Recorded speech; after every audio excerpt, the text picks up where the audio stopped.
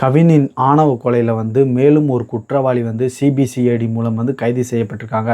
கடந்த வருடம் 2025 ஜூன் மாதம் வந்து அதாவது கவினின் காதலி தம்பி சுஜித் வந்து கவினை வந்து ஆணவ படுகொலை செய்யப்பட்டார். அந்த கொலையில் வந்து அவரது தந்தை சரவணன் வந்து தொடர்பு இருந்தார்.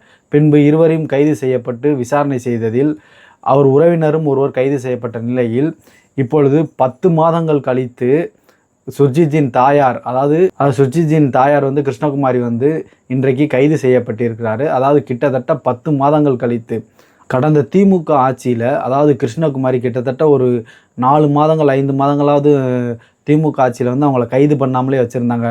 ஒரு 3 மாதம் எலெக்ஷனில் வந்து விட்டுருக்கலாம். இது ஒரு 10 மாதம் ஆயிடுச்சுன்னு வச்சுக்கோங்க. இந்த 4 மாதத்தில் திமுக அரசு வந்து அவங்கள வந்து கைது பண்ண முடியாதா? அவங்க என்ன அப்படி ஒரு இடத்துலையா போய் இப்போ ஒளிஞ்சிருந்திருப்பாங்க? ஆனாலும் திமுக அரசு வந்து இதை வந்து பெருசாகவும் கண்டுக்கிறாதனால ஆணவ படுகொலைக்கான தனி சட்டமும் இயற்றுவதற்கு முன் வராதனால இந்த தலித் மக்களுடைய வெறுப்பை வந்து அதிகமாக சம்பாரித்தது வந்து திமுக தான். ஆனால் தாவைக்கு ஆட்சி அமைச்ச ஒரு மாதத்துக்குள்ளேயே சிபிசிஐடி மூலமாக வந்து அதாவது கிருஷ்ணகுமாரியை வந்து கைது செய்திருக்காங்க. இதை வந்து அனைத்து தரப்பு மக்களும் வந்து வரவேற்கிறாங்க. ஏன்னா குற்றம் சாட்டப்பட்டு 10 மாத காலமாக ஒரு வந்து பிடிவிடாமல் இருக்காங்கன்னா அது சிபிசிஐடி கண்ணை வந்து மண்ணத்தூர் அளவுக்கு வந்து அவங்க வந்து பெரிய ஆளும் கிடையாது.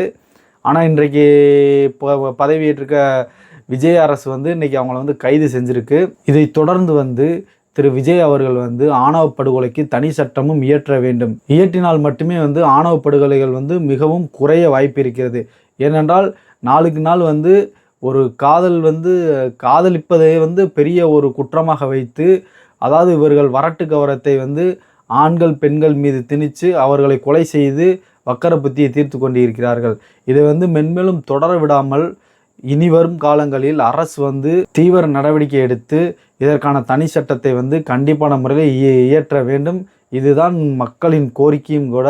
இதற்கப்புறம் கவினின் கொலையில் வந்து தீர்ப்பு வந்து எப்போது வரும் என்பது யாருக்கும் தெரியாது. விசாரணை போய்கொண்டு தான் இருக்குது. கூடிய விரைவில் தீர்ப்பு வந்துடும் என்று தான் அனைத்து தரப்பு மக்களும் எதிர்பார்த்து கொண்டிருக்கிறார்கள். அடுத்த வீடியோவில் சந்திப்போம்.